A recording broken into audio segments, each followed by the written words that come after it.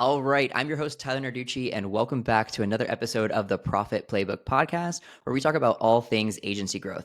If you find any value in this show at all, please show us some love by dropping us a like or consider subscribing to the show on YouTube, Apple Podcasts, or Spotify.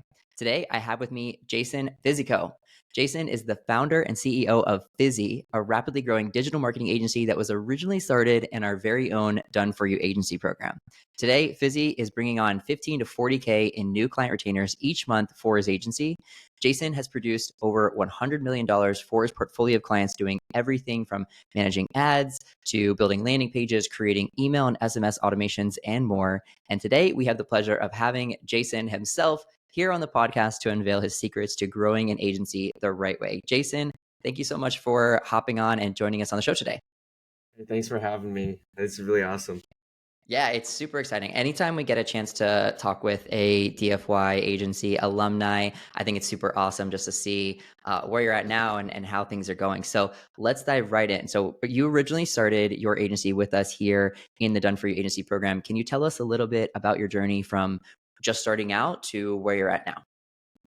Yeah, for sure. So just starting out, I didn't know what to expect. I remember seeing your ads, and it was talking about how like, hey, like we'll actually do a whole lot of the process for you for starting an agency. And I thought that was really awesome because just like a lot of other people who start their agency, I had a whole career in the agency life. And I did some freelancing on the side. And as you mentioned in the intro, I did everything: landing pages, copy. I edited videos. I Yeah. built scripts. Did all the back end automations, everything, right?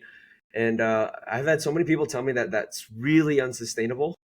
Um, and and yeah, like I think for a long while I was doing 100-hour weeks, so Wow. I was like really killing myself. And then when I learned that, hey, there's a better way, I jumped right on it. And it really really changed my life and changed how I see businesses. Because I used to always think that in order to grow an agency, I have to like do 100 hours a week until I have enough demand that I can hire full-time staff. And Yeah. full-time, what that translates to is $5,000 to $8,000 a month for a full-time employee. You know what I mean?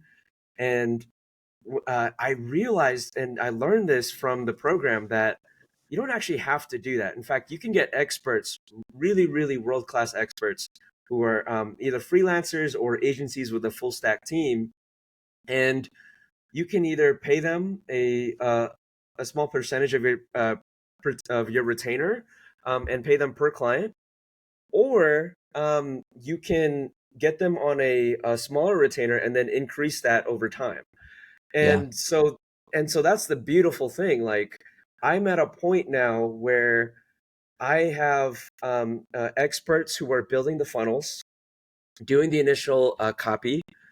I also have experts who are doing the marketing, doing the sales, um, and all that's left that needs to be done on my team is, you know, some of the automations and the media buying. But I have Yeah. all of that covered, and so it puts me in a position from this overworked freelancer to someone who can really step away from the fulfillment and truly, truly do what I do best, which is look at the overarching strategy and see how we can improve the service, how we can improve our overall client retention, how we can improve getting clients to begin with. And here's the beautiful thing too. Uh, when people start their agency, they truly believe that what they need to do is look at guys like Russell Brunson and all these other really big names in the marketing space, and shoot out tons of content, and be on every single podcast, and be on Forbes, and be on all these different things. Now those things help, but here's the thing: Fizzy does not have social media.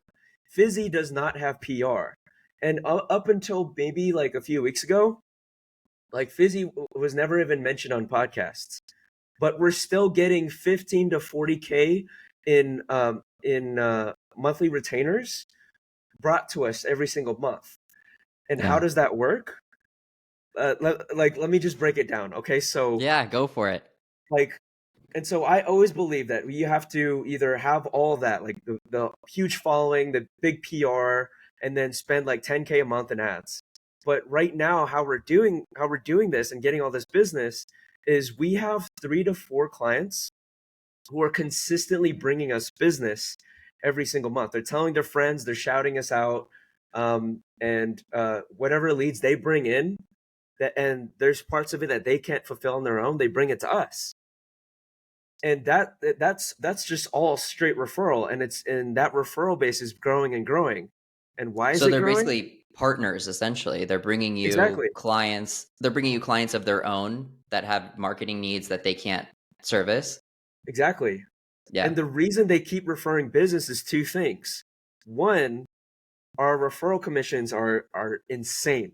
Um, Nice. we offer anywhere from 15 to 20% for referral commissions, and we're able to do that because we're really profitable. And the reason we're really profitable is because we're able to charge high. And the Yeah. reason we're able to charge a lot is because the service is just that good. I Yeah. have an expert on staff who is really, really good at copy. He's written for all the biggest masterminds that you can think of. He's written copy for all of them, and he takes care of the clients. I have someone on staff who's really, really good at automations. All she does all day is build out Zapier automations, go high level automations, email SMS automations. She just does that all day. I have a partner on staff. All they do is just build funnels and then do all the initial copy, right? And then so it goes on and on and on. And so people who are really, really good at those individual things that we need for fulfillment, that's all taken care of. Yeah. um, and here's another controversial view too. I genuinely believe that this setup is so good, there's no reason to ever change it and then eventually go to full-time staff. I used to think full-time staff is like the cream of the crop, but here's the thing. My experience is that full-time employees, um they like the general consensus is that you know they essentially, what they're optimizing for is to get that paycheck and to do what they can to stay. Yeah. Whereas if you get contractors where all they do all day is write copy, or if all they do all day is build automations, like, you're truly, truly getting someone who is good at that. And they're good at it because they have other clients in doing that. You know what I mean? And so, and the thing is, like, if you want this world class, truly world class copywriter, what you're gonna dish out to have them full time, 40 hours a week, is probably like 50K a month, or in some It's a cases maybe lot. 30K a month. But then they're still gonna have that desire to have other clients. But if you want them to, fulfill copy for just a handful of clients, what you're really looking at is maybe 3 to 4K a month, because you're not buying all of their time, you're paying for a result. So you're Yeah. getting this world-class copywriter, world-class automation specialist, world-class media buyer, and you're not having to pay that full time, and you don't ever really want to anyways. So Yeah. it's this mindset shift that, like, holy crap, from day one, Yeah. before you even get clients, you have these people come on, who are experts. But then number two, it's like you're never overpaying for their efforts. Yeah, that's So huge. Yeah, that's a huge mindset shift that I see a lot of people make that I had to make in the beginning myself too. And you're right. You don't have to have full-time employees and pay all that and kind of hope to make the money to pay them up to, pay them each month and stay in the green the entire time. Like, the one of the best things about the digital marketing agency model is you can partner with white label providers and contractors out there that can do that work for you, and they're paid on a per project basis. So you get the client pays for the contractor. And so contractor, fulfillment money never really has to come out of your pocket. Like, when I first started, I was doing my own fulfillment, and then I moved right to working with contractors so that, and like another thing you said that was really important there that I don't want to gloss over is you get the contractors in place first, have Yeah. them ready to go, have those established, what their pricing is so that when you sell something, you know exactly what your margin's going to be before the project ever starts. And they're in place ready to go. So when you do sell the client the website or the Facebook ads or the SEO, you're basically just letting your contractor know, hey, we have another client. This is the project. This is the information, and they're ready to go. Then they invoice you. You pay them, for the service, and you take your 50% or 30% or whatever the cut that you usually have. Typically, with white label fulfillment providers, we try and shoot for a 50% margin on those, which is incredible considering that you're not doing any of the work, right? The agency has the client and the contractor is doing the work. But good contractors, they're going to come in at different price tags, but that 50% margin level is a really good target to hit. But it's great to hear that you made that shift, and I totally agree with you that you don't have to ever actually change into that like traditional agency where you have a full staff that's all full time and everything. Like I started in 2014 really, but really got going in 2015 and all the way to 2024, and I'm still the only single employee of my agency. I have a ton of contractors, and there's it feels like they're employees because I work with them every single day, and they're all, Yeah. they're working, hand in hand on all of our clients. But as far as like, I guess like tax law, no one's a full-time employee except for one. And that's one of the best things about this model. So that's huge that you Exactly. found that, and that you kind of found the way to scale without having to, chase your tail, you know what I mean? Because as the project demand goes down, if we hit those, dips, which we all do, you're not out any money on salaries or anything like that, or benefits or anything like that. So that's huge. What was your favorite part about the Done For You agency program as you were going through it? Yeah. So my favorite part was I see I'm torn between two things. One is there was always a coach on staff who's willing to sit with you one on one on whatever it is you felt deficient at. And for me at the time, it was sales. So I worked with Coach Eric. I learned so much from him. Yeah, he's The other great. thing that I thought was really important too is that it came with those the online library of videos where at any point in time, anything you're not quite understanding about the system, you can always Yeah. go in and look. And uh, just going back and rewatching those videos has helped me so much along this ride. And I have done that. There's several videos where I've watched like 5 times, taken so many notes. Yeah. And the biggest thing was just learning like, okay, where to find contractors, how to work with them, and how to set up the deal so that the contractors feel like they're getting a really great deal. And you're Hmm. also able to have them work on your clients at volume. Everyone wins. You win, the Yeah. contractors win, the clients win. It's amazing. Yeah.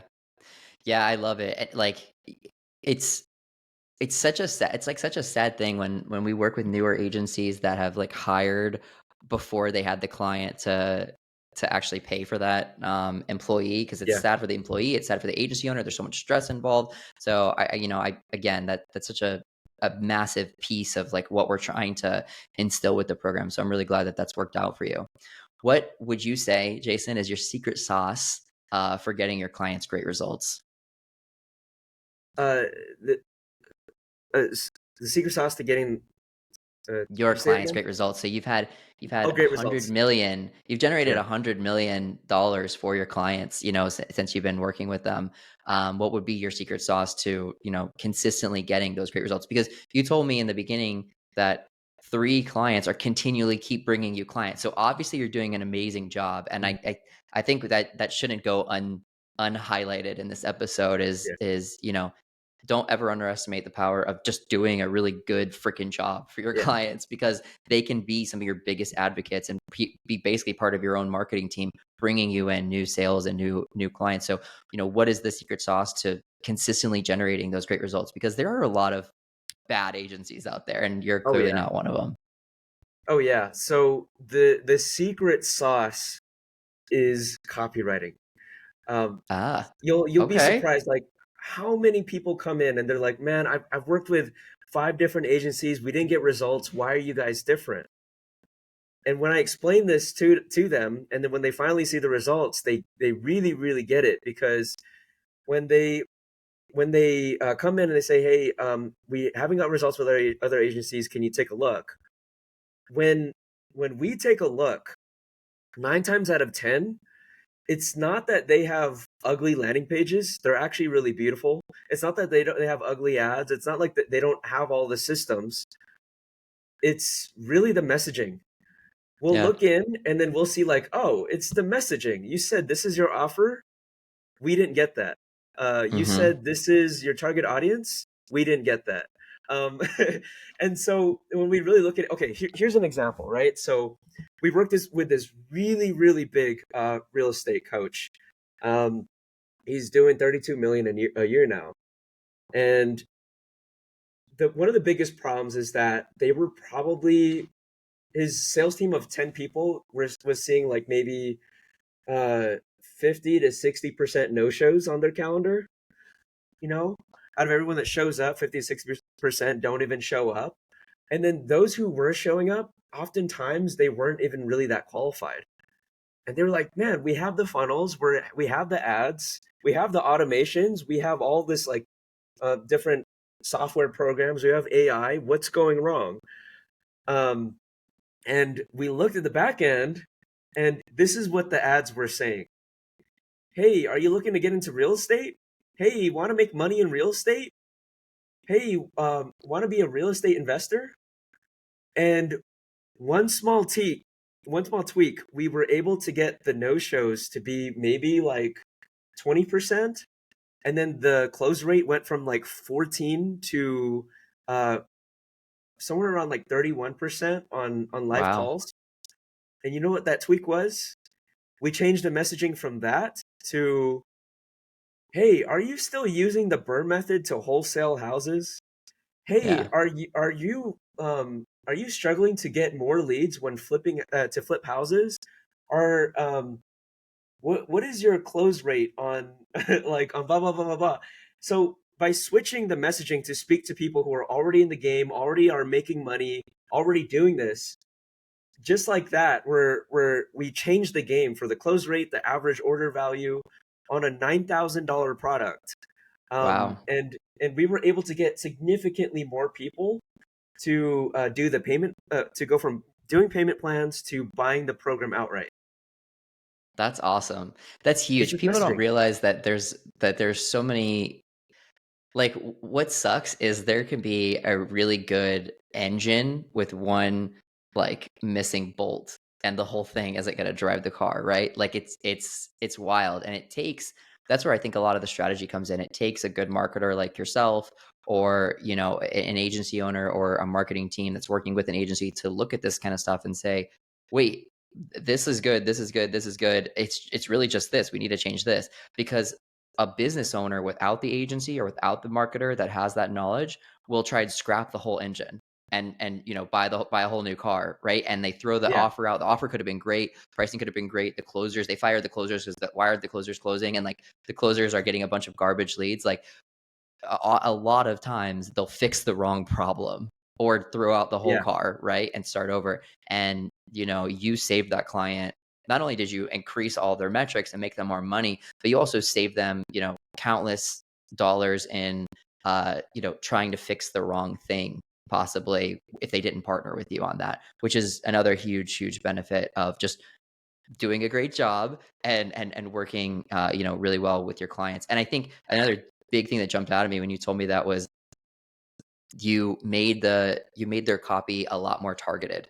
It was a lot more laser targeted to a very specific audience. And people are scared to do that in a lot of their marketing because they think, oh, what if I'm too narrow and I'm not going to get any leads. And when you're dealing in high ticket services, that's often not the case. So being very, very specific and not, talking to the entire real estate market, but talking to someone who knows specific keywords and buzzwords.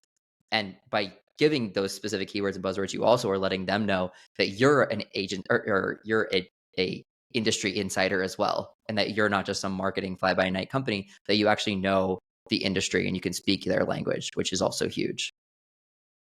yeah, for sure. Yeah, and that's a really good point too, where people are scared to, really exclude a lot of people in their messaging.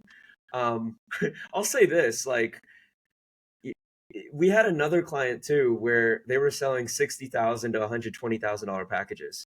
You know what we Wow. did to weed out people so that all the calls were qualified, and then the close rates could stay really high?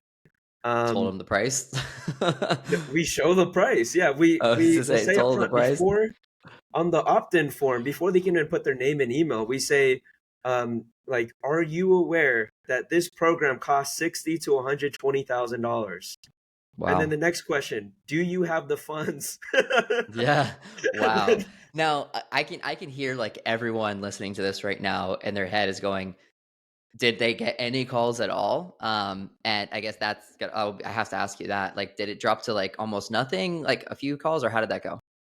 so there's a whole concept, and actually in the program, this is taught.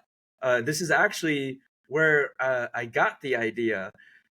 So there's a whole concept of survey funnels where if they answer favorably, Hmm. they see one thank you page. If they don't answer favorably, they see a different thank you page, and you Yeah. can optimize the pixel to optimize for only people who get to the favorable thank you page, which is the qualified leads. Right. So by doing that setup with Google Search Ads, which captures people with high intent, we were able to get the cost per opt-in down to $166 for leads with 60,000 to half a million in cash available. In other words, they don't need financing for the program. Wow. And so we were able to get it down to $166, and 40% of those people actually booked a call and showed up on the call. Wow. And then the more and more you got of those to book in the Yeah, call, the more the Pixel learns and was able to find more of those people with that actual level of cash to continue yeah. pumping through. That's And it's huge.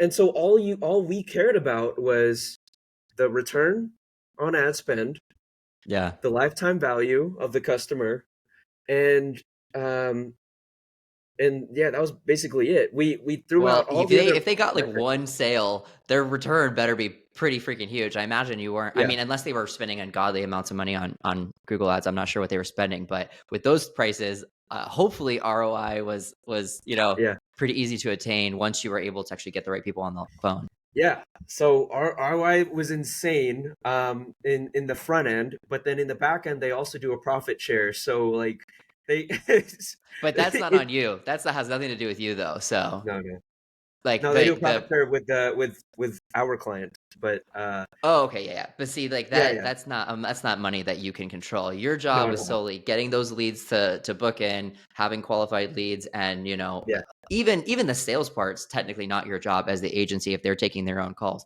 But yeah obviously, you want them to be able to close, and so that your ROAS actually does go up. But it sounded like you did the job super yeah effectively, and I'm as sure they're a very happy client.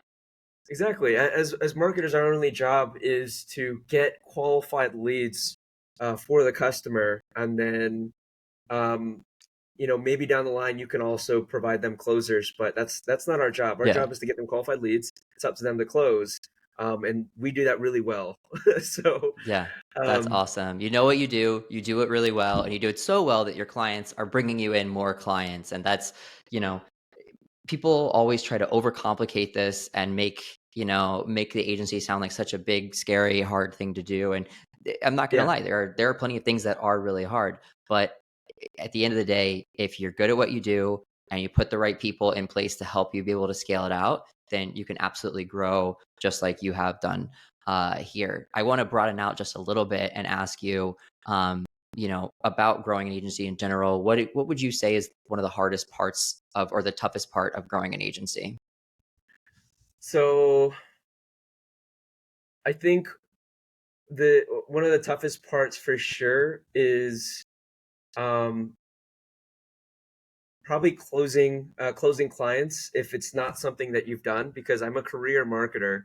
I've been doing Mm, marketing my whole life, but closing clients is something so foreign to me. And here's the yeah. thing too, everyone talks about how, like, yes, you can bring in commission only closers, But the thing is, you're going to burn bridges with them and their networks if you don't already have a proof of concept in place. And what I mean by that is if you don't already have quality clients, quality prospects coming in the pipeline, Yeah. and you can't prove that those prospects can be closed, you're going to burn so many bridges because they'll come in to this system that doesn't exist or barely exists, and Yeah. they will try and close it, and they'll jump on all these calls, and they'll be like, wait, like nothing's closing. And what's even worse is if the agency owner blames the closers Yeah. when it's not their thing at all. Because When like, they couldn't even close themselves, and then they yeah, blame the closer for not being able to close the same thing that they couldn't exactly. close. Yeah. Exactly. That's the hardest part. And Yeah. that was one of the biggest things that was solved for me with Coach Eric in the program. He Yeah. was telling me because he was able to see like what I was doing wrong on calls, and he was able to correct those mistakes. Fast forward to now, I have a I'm in a position where we just get all these referrals every single month, and I still don't feel like I need to have a closer. I'm closing them myself at 70%. 70-80% of those calls I'm closing, Yeah. and we're not cheap either, but it works because I'm using what Coach Eric has taught me. And a biggest thing is like staying in the sales line, not diverting the conversation too much, but more importantly, just really hearing them out. Like Yeah. one of the biggest things is just hearing them out. Like I've learned to just shut up, hear them out, because they will tell you what those problems are. And then, like I said, 9 times out of 10, what they don't know is that their problem is actually just messaging. And my agency solves that because the biggest part of our payroll is copywriters, where their only job is to research like hell, find out every single thing there is to know about that industry, and then write to those same exact pain points. Yeah. And That's it's that huge. simple. Because Yeah. like, you know this too, and you've probably seen it. Because if I'm understanding correctly, you used to be a media buyer, right? Yeah. Before all this. Yeah. When I first started my agency, I was running Facebook ads for my clients, and I was running them Yeah. myself. Yeah. Okay, so you've seen this then, where these clients, they'll come in with the ugliest landing pages, the ugliest Yeah. ads. But if their messaging is on point, they're still getting results and obliterating their competition. And that's the Yeah. whole concept. I'm not saying we do ugly ads, ugly landing pages, anything like that. I would say the one caveat would be it does have to also be a decent offer. If it's like a garbage Yeah, offer or an offer that's exactly. everywhere, Yeah, even if it's really well written, it's not gonna convert. But when you marry good copy with a good offer, yeah, you can overcome a lot of other hurdles like a shoddy landing page or not the best ad creative. I agree, totally agree. yeah, for sure. And that's a good point too. When we determine whether or not someone should be a client, I have my team look and see, like, is this genuinely a good offer? Are they genuinely getting people results? Because Yeah. if it is not a good offer, we don't take them in the first place. So we eliminate that part in the front end. So they only come in if they are a good offer, and Isn't then it nice all to we be have able to to be fix. picky? Isn't it Yeah, nice to be able exactly. to be picky with your clients? Yeah, that's another thing that has really opened up for us too. Like we get to be picky. Like if Yeah. people come in, it's like, oh, I'll pay you double your retainer. Like we just need help right now, and then we get to say no, it's okay. Yeah. Like because That's huge. our yeah, exactly. And so we just by default, anyone who comes in already has a good offer and genuinely has something that is helping a lot of people. Um, but they're just not able to sell it. And again, all we have to do when we come in is we change up the messaging, and then here and there we'll change different things, like oh, like our landing pages are just not converting. We'll look in, and it's like, oh, like the page loading speed sucks. We just need to compress the images and the videos, or the layout really sucks on mobile. And then we tell them, hey, 80 to 90% of Facebook and Google ad traffic is mobile. So you should probably prioritize that. Um, we change things like that, and then we change the messaging, and they're like, oh my God, like our close rate just doubled and our average order value just 3x. And it's like, oh, that's awesome. Yeah. And it's like muscle memory for us. But again, it's like even though I know how to do all these things, I'm not in a position where I have to do all those things because I have experts on the team that already know these things and they're fixing it like muscle memory. The funnel guy, that's all he does all day. The copywriter, Yeah. that's all he does all day, you know? So it's a really Yeah. awesome position. No, that is really cool. And when I asked you, what was the hardest part, or what is one of the hardest parts of growing an agency, you mentioned that it's learning to close, because you're right. A lot of creatives who start digital marketing agency, it sales is very foreign to them, and that was totally me as well. Like I was great at the fulfillment side and the client management side, and even the lead generation side. I got that down, but the selling my own packages was a huge struggle, a bottleneck for me in the beginning as well. And as not to shamelessly plug the program again, but as things grew on with our program, and where we're at today, we've solved that problem. We first solved it with commission based reps, but now we've solved it even further with because you mentioned a second problem, where if you give the commission based rep a newer offer, they could jump quicker. And they have to be it has to be a nailed down offer, and a lot of traffic going to it, and so the new agency owner and the new closer vibe, right? So we've solved that even further now, because we have an in-house set of zero commission closers that take the sales calls for our clients, and they close the deals. They don't need a ton of volume from every agency, because they're taking a multitude of clients calls at the same time. They're selling digital marketing, they're super locked in, they know how to sell digital marketing, and they do it all day, and their calendars are full because they're working with multiple of our clients. And then on top of that, one thing that we do totally different than everybody else in the market right now is we offer zero commission. So when we close the deal for them, they keep 100% of it minus whatever the fulfillment is, right? And they're going to either get 100% of it if they fulfill it themselves, or they'll get 50% of it if they use a fulfillment partner. But it's those types of innovations, like what we're doing in our program and what you're doing in your agency, for your clients, that keep the business, keep the agency, keep everything relevant and at the front of the market. If you slip and you stop innovating and you stop making things better, then you're going to fall behind. But the more and more you talk about Busy, it sounds like it's clear that you're continually innovating, you're continually solving those problems, identifying them and solving them, and then keep going. It's too often that I see agencies that they stop getting better, or they get stagnant and they're producing the same results, and they're not going to bring in any new clients. They're either going to dump all their money into lead gen, and that they're going to be turning their wheels.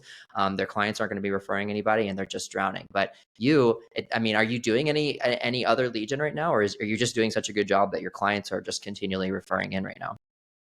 So we're still going all in on the service quality. Yeah. Our biggest focus is how can we improve the service and how can we provide a better experience so our clients want to stay.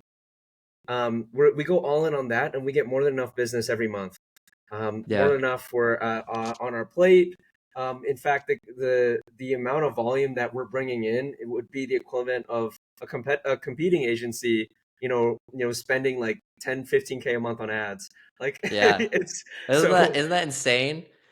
Like, look what happens when you just do great for your clients and you do great results.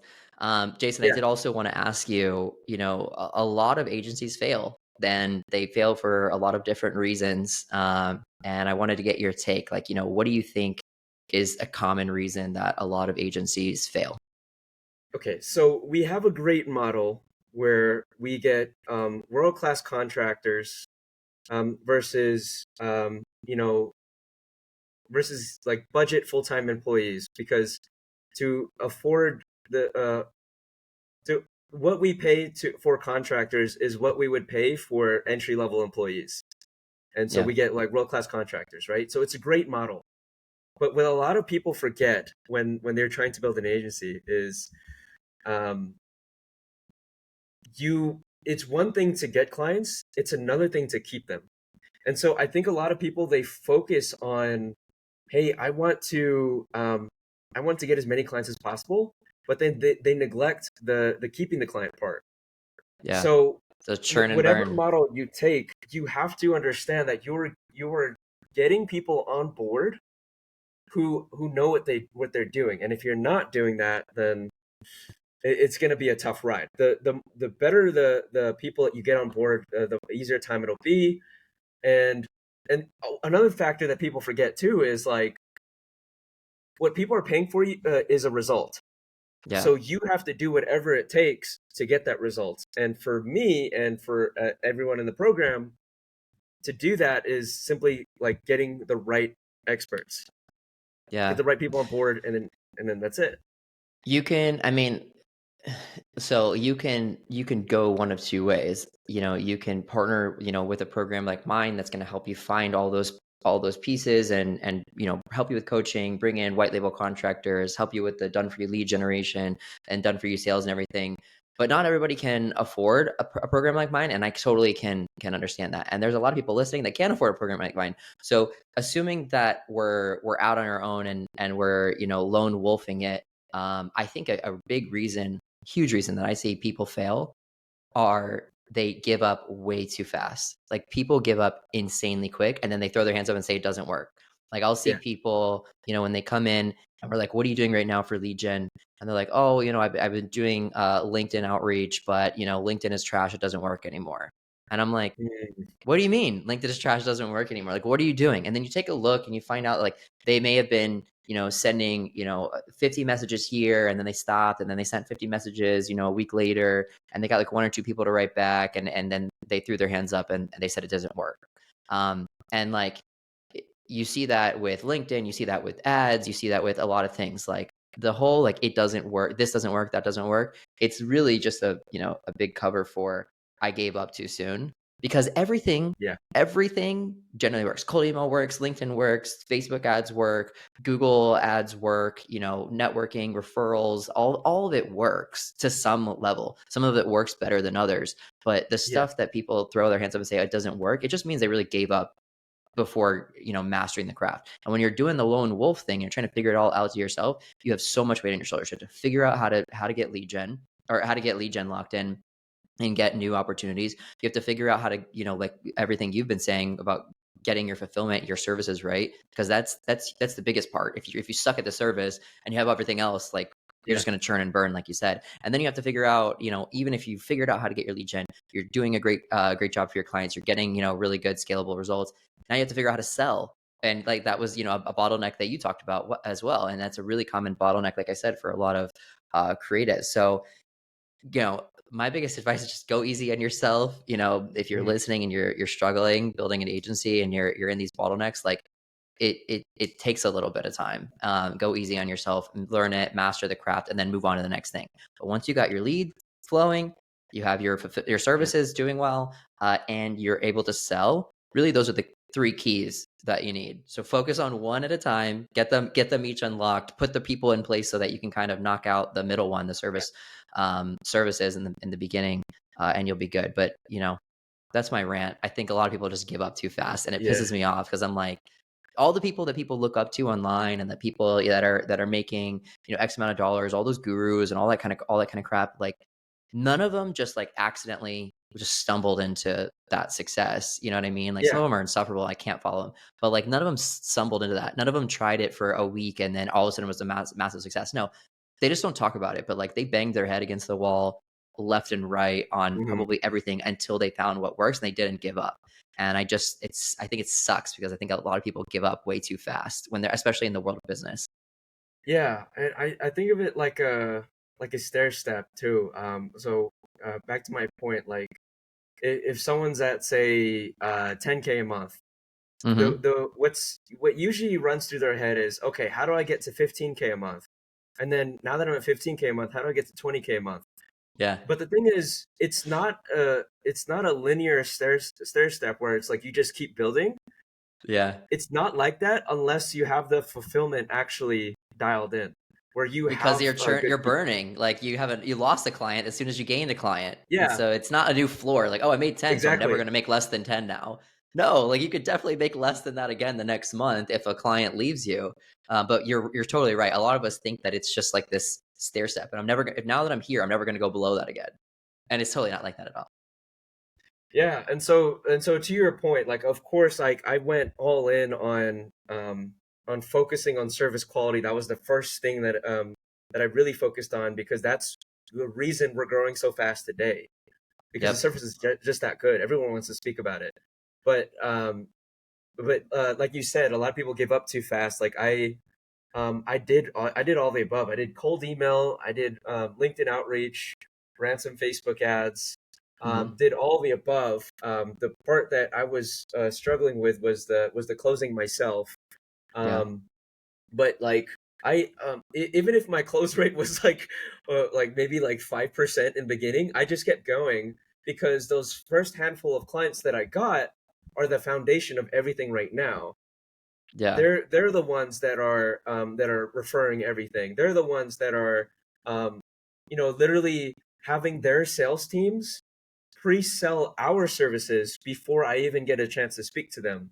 And the only reason that's all possible is because we focused on the service. Um, Now, if they never referred that or anything like that, it's like, well, the other thing that would have kept things going is the fact that like I kept the lead gen going for a long enough time that the quality actually was getting really good, and then that's where I could have brought in commission only closers and Yeah. scale that way. Right now, if we were to do that, we would grow too fast and we wouldn't be able to keep up with the demand. And then you're the thing that makes your agency so great, which is the rock solid services could suffer, and you don't want to put that, in danger in any way. So for Yeah, you, growth can happen further, and you know that, but you want to keep it at a sustainable rate so that all of your clients never see any dip in performance, even though you're still, scaling. exactly. Yeah, that's huge. What do you think are you've been in the game for a while now. What do you think are the three, if you had to pick three biggest things that an agency needs to succeed, or what were the three most important things?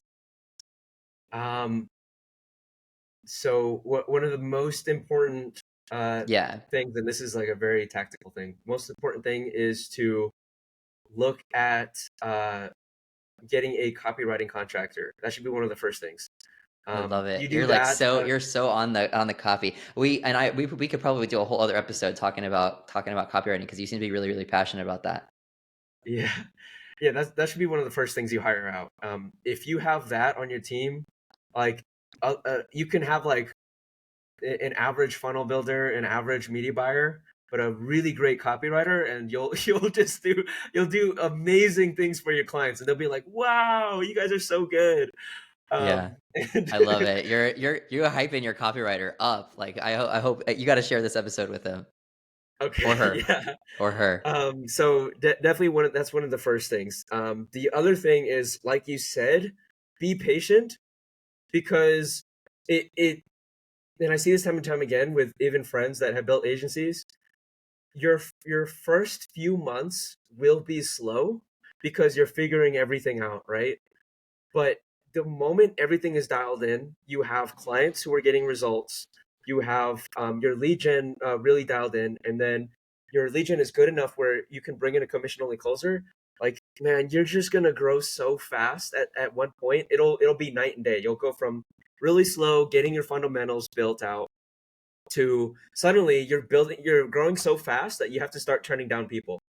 You know what I Yeah. mean? Like it's so just be really patient, get a copywriting contractor.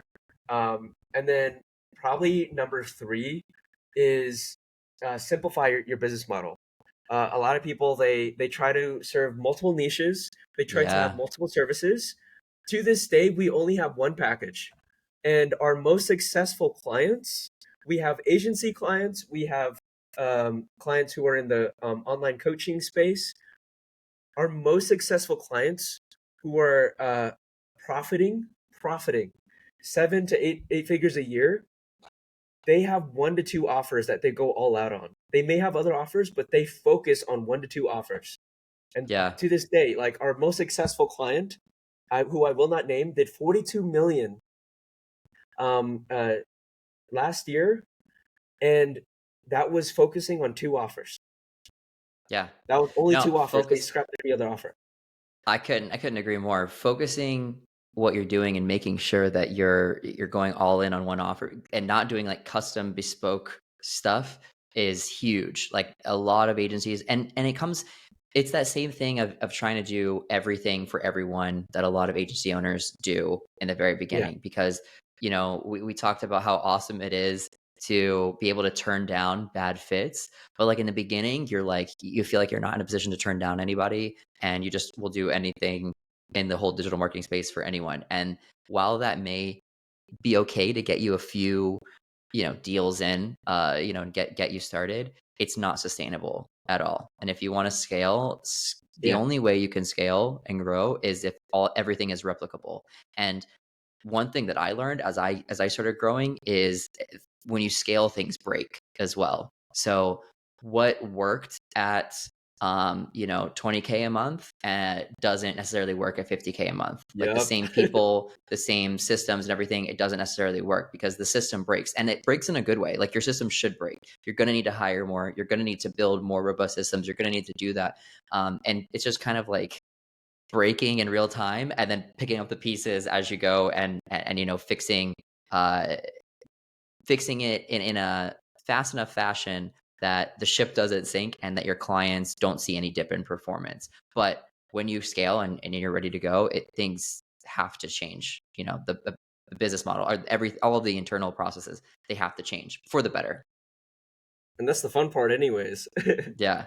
Yeah, it's definitely the fun part. It's something that not enough people talk about. Like a lot of agency owners, they think once I have, two clients paying me, 5K a month, I can just repeat that, 10 times over, and then I'll be, into six figures. And the the math on that, or like the reality of that is not true. It seems that way, but it's not true because you're going to need more capacity. You're going to need more sales volume. You're going to need different internal systems, processes, checks. There's a lot of little things where like agency owners didn't realize that they're going in and manually doing that. Like every time the client needed this, they're going in and manually doing that. Well, that may work for two, but it's not going to work for 10. You know what I mean? So there's all those little things that you don't Yeah. really realize that once you start scaling, you have to get a better system for. Um, where do you plan to take your agency, Fizzy, over the next 10 years? Yeah, so we're at a really good place right now. No one on the team ever works 40 hours, or I would say most don't even work like maybe 15 to 20 hours. Like it's such a good system where we can scale and not have to hire anyone new for a very long time. So I think where Fizzy can really go from here is we're not focused on having tons of clients. We just essentially want to get to a point where we're charging such a high premium that even though we get all these referrals, we maybe only take on one or two every single month. Um, and we're just that premium agency that really works with, I because we don't ever want to get to like 1,000 clients. We don't ever want to do that. It's so comfortable right now. So so yeah, I think we get to a point where maybe we're working with like Fortune 500s, and then Yeah. we like cap it out at like say 100 clients, maybe 80, something like that, and then we just cap it out, and we just say, hey, no, yeah, we're not taking any more. Sorry, Yeah. something like I that. I love the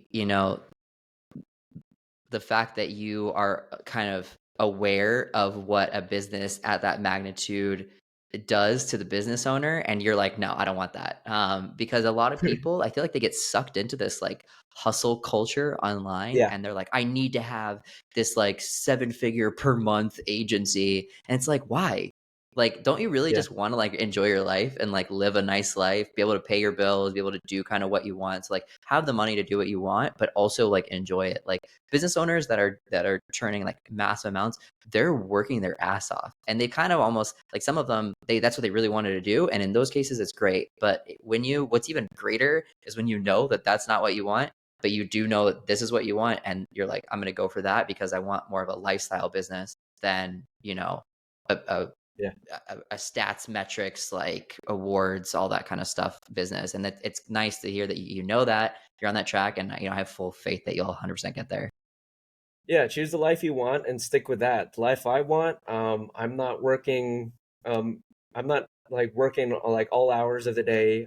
My Yeah. team's paid, I'm paid. I have a lot of time to spend with my family. My clients are happy. That's the kind of life that I want to keep having. So Yeah. Yeah. like I love it. I'm And optimized for knowing that. that, once you know that, that's all Yeah. you need. All right. Last question. I ask everybody on my podcast as the last question, but what would be your number one piece of advice for a brand new agency owner that's just starting out today? Know everything there is to know about the niche you're getting into and stick with that niche and you'll be okay. Yeah. Hyper focused, know who you're targeting, get your messaging locked down, right? Copywriting, and you'll be good to go. Jason, thank you so much for joining us on the episode today. Super insightful, great conversation. And I hope to have you back again down the road as I want to see where Yeah. Fizzy's going to go next. Yeah, thank you so much. This was really awesome, really awesome.